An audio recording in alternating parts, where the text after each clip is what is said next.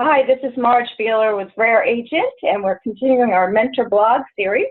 Today we have Pat Sullivan, who is the CEO and founder of Ryver. And I know Pat from many, many years ago from ACT and Sales Logic, so it's a real treat today. So welcome, Pat. Thank you, Marge. It's a pleasure to see you again and talk about this important topic. Great, great. So before we get going, can you take about 5 minutes and explain how did you get where you are today? Well, I was in sales right out of college. First 7 years of my career, I was in the printing business. And then 1980, joined 3M. And I was selling fax machines back when nobody knew what a fax machine was. Nobody realized that 3M actually was once the pioneer and leader of the fax marketplace. And they saw that that was going to become a commodity, so they began to shut it down. But it was my introduction to the technology world, and from there I started selling microcomputers in 1983, right with the introduction of the IBM PC and the Mac. So I was in the right place at the right time in the microcomputer business. Well, that's great. So I'm going to start asking you some questions, and Okay. feel free to take it as long or whatever curve you need to go down. So if you were to mentor a company, let's say 100 million to 250 million, and you're coming into the senior management, you're going to mentor one of them. Could be marketing, sales, finance, operations, doesn't matter. What 3 key points would you really stress and make them accountable for? Well, gosh, there's so many things that I've done with mentoring companies. The number or the majority of the companies I've done mentoring has been with the founder entrepreneur in a much earlier stage. When a company gets bigger, it's more difficult to mentor someone other than, being a sounding board.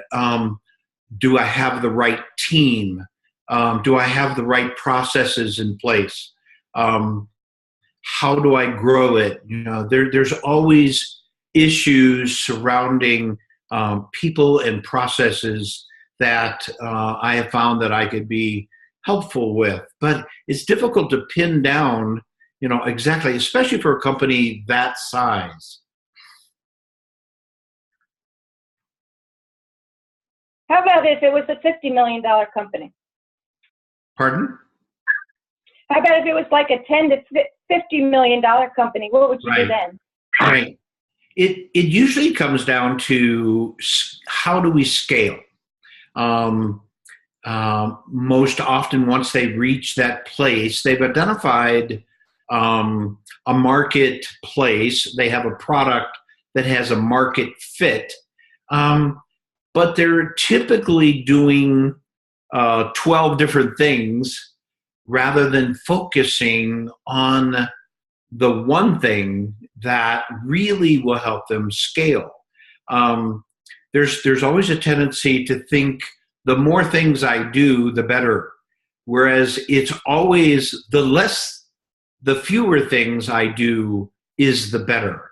The more you can narrow the focus, the more likely it is that you'll go from a $10 million company to a $1 billion company. And that is so, and that's what we hear too. I've been hearing over and over again. Looking back on when you built many companies, you successfully sold them back to very large companies. Looking back at that, are there 2 or 3 individuals that really mentored you or helped you through that process? And what stood out? What was the best advice they gave you? I was fortunate to have had now a number of mentors. When I started ACT, I was only 35 years old, and I was a really, really good salesperson. But starting and growing a company exposed me to lots of things that I had never done before. And I was fortunate to meet a former top Sears executive who unfortunately just passed away. But he taught me so much about so many things about growing a company and building a team, managing a board of directors that you report to, raising money. But mostly he was a sounding board. And, he could always help me put in perspective things that I was facing. Often an entrepreneur faces things that they've never dealt with before, but because they're too close to it, they don't always see it and are able to put in perspective. One small example, I had an executive that you could say was a troubled executive. It wasn't a good fit, and yet he was very smart, very talented, but it wasn't a good fit, and we tried a number of different positions, none of which he filled very well, and I fired him. And I was really feeling bad that it took me so long, in fact, in this case, about a year, to finally realize this guy just wasn't a good fit for the company. And in talking with my mentor, he listened to me beat myself up and feel bad and terrible. And once I was done, he said just one sentence. He said, I think it's a really good thing that everybody in your company knows you're not quick on the trigger. And I stopped and thought about that, and it just changed my whole perspective of what I was beating myself up on. So,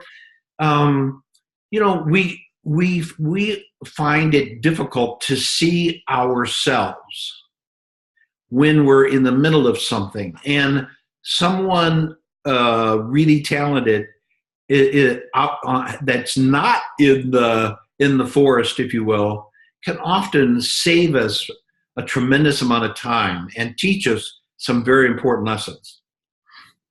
I was taught that lesson too, because when you own a company, you gotta let people go at times, and I was really struggling with it because I'm a mom and I have to provide, and I knew that this person was a mom, and my mentor said, "Look, that person has got an opportunity they would never have gotten. You've given that person some really great growth, and don't feel bad. She could have been on unemployment for all you know, so don't feel bad, and she's going to take the lessons to go forward." So that was one of my mentors said that, and that really changed my perspective of looking at the company. And when you have to make change, you have to make change.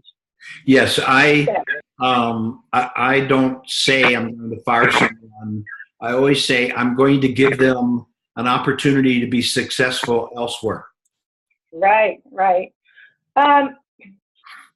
So based on that and looking at your career, and I know, I even know your son because he worked for one of the companies for a while.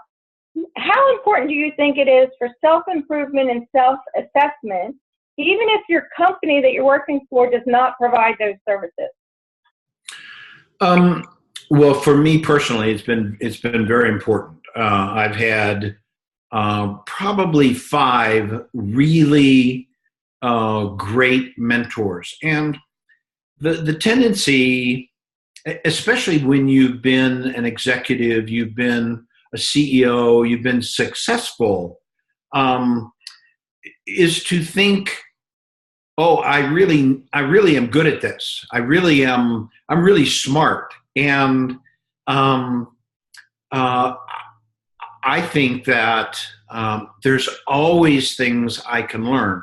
With Ryver, which I started obviously after several successes, I sought out a man who had built actually a company where he did 87 acquisitions. He was on the Federal Reserve Board. He lived here in Phoenix, and we became friends, and he is today a mentor to me because he's able to teach me things that I've never experienced, So you're never too old, you're never too smart, and having the humility to accept the fact and recognize the fact that I can learn something from really experienced, sharp people is critical. So one of the things that I'm real big on is I believe you got to, as an executive or wherever you are in the company, you got to really reward yourself, and play is a great way of rewarding. And I know you're a huge golfer. I don't know if you still are, but you were back then. I golf now. I do a annual event, God Golfing Girls, in Georgia. But one of the things we teach the women entrepreneurs there is the value of play and downtime. So can you elaborate how important that's been for you, especially if it's a stressful acquisition and just being able to go away? And for you men, you call it your man cave. Yes. Just to get away, you know? Yes, I do still play golf. I love the game. It's my only way of escaping thinking about my issues and problems in my startups. To me, it's therapy. I actually, a number of years ago, committed to only working 6 days a week. I mean, literally, Friday night, when the sun goes down, I adopted the Hebrew way of Sabbath, really, for no reason other than, hey, if it was good enough for them, it sounds like a good idea. So Friday evening, I shut down. I don't do email. I don't do anything except something other than my startup, other than Ryver. And Saturday, when the sun goes down, I can start working again. And I guarantee I get more done in 6 days than someone who just tries to do it 7 days a week. You will burn out. You lose creativity. And often something will occur to me during my downtime that I don't know that would ever occur to me if I never just completely shut down. Well, that's music to my ears, because I have a client, the Energy Project, and they talk about everybody's working way too much, and we need more play, we need more vacation, you got to figure out your spiritual side, your work side, all that. And Yes. If you put that culture in a company, they actually produce more. So I'll probably share this with them. They may want to put this part up on their website. But yeah, it's huge. So I believe that. I play tennis every Monday, and then every Sunday and Tuesday I do salsa dancing. But that's my play, right? And that makes me feel good. It's amazing how you're driving home and all of a sudden things start coming up in your mind of, oh, I could do that, I could do that. So, right. Well, thank you. I'm going to turn off the recording now, so I just want to say thank you. If you'll stay on for 1 second, that would be great after the recording's off. Very good.